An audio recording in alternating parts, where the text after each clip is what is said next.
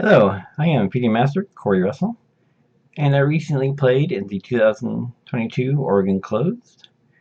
I scored 4.5 out of 7, which was good enough for tie for third with Matt Zwartink. And incidentally, the winners were Nick Raptis and um Jason Segan. We both had scores of 6 out of 7. Anyway, this is one of my wins against a master, and it was a pretty good game, so I thought I'd go over this game. I was late. I was playing Carl Haessler. We played many games with each other. He always changes openings, so I never know what he's going to play.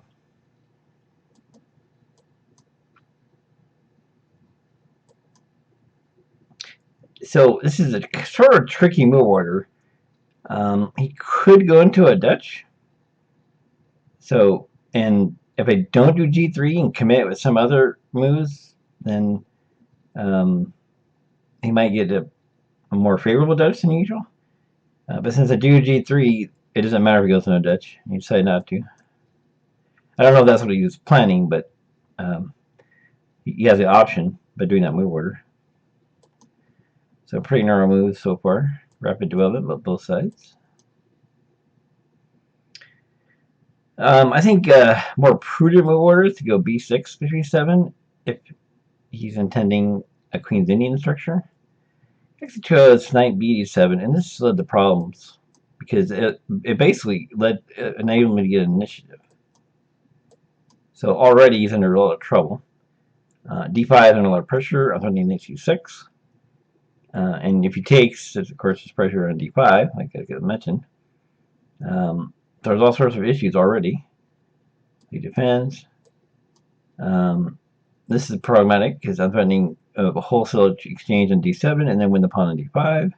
I'm threatening possibly knight c6.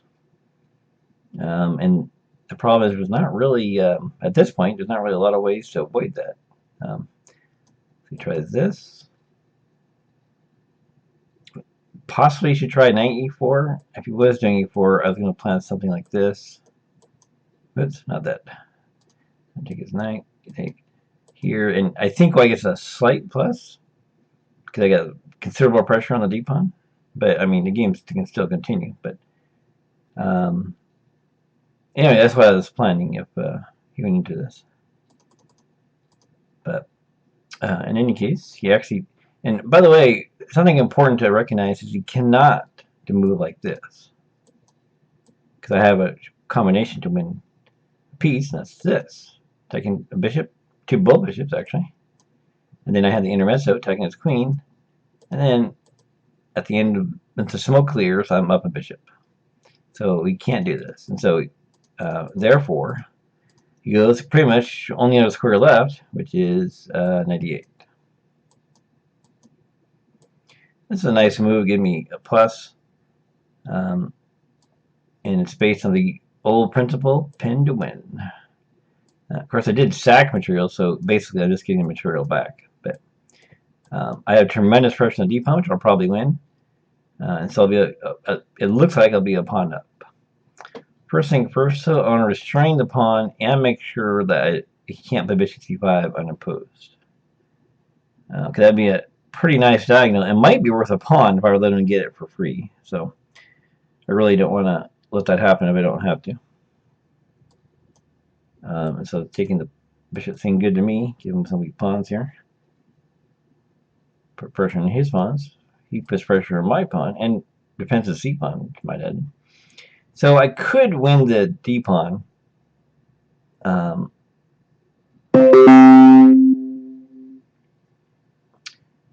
But instead, I give more pieces to the attack because I threaten, if I can threaten the c pawn, I might be able to get the c and d, which could be huge. Plus, the other thing is the e pawn is untouchable.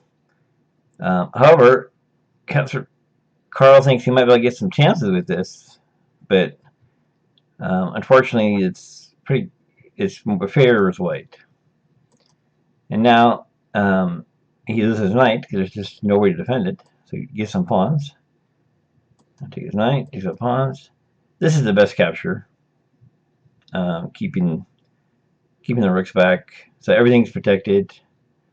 He defends here. I like the E rook instead of the C rook, so that way queen rook c8 is impossible. You can't push my queen around. The engine, chess engine, does say this is the best thing for him to try. And then this is a nasty move, and of course, pinning me is not going to work, right? That's not going to work at all because I got back rank mate, so I can't do that. So he goes here, attacks on a rook, no problem. I'll just go to the 7th.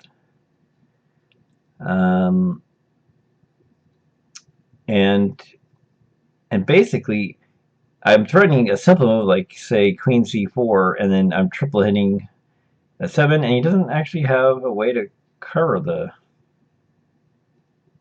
cover it, actually, which is a big problem. The other thing, too, is he has to be really careful where he puts his queen. Because if he goes to a bad square, like here, for example, I can do a shot and win his queen. So, anyways, it's a tough position to begin with, and he's worried about the lack of the back rank issues. For example, my plan actually was, like, if he were to push the pawn, I'd do something like this. Maybe he, not a lot of moves he can do, is there? Let's see, he does this. Oh, well, that's right, his queen covers up 8. I can't do any of that, actually. Just queen c4 is simple. That's what I was going to do. But in any case, he did this, and now I can triple hit f7, and now it's mate in 3, or mate in 4 if he attacks his queen. So Carl realized that there's no more fighting left. It's time to fold, and he does. So anyway, that was my game. I hope you guys enjoy it, and I'll see you guys next time.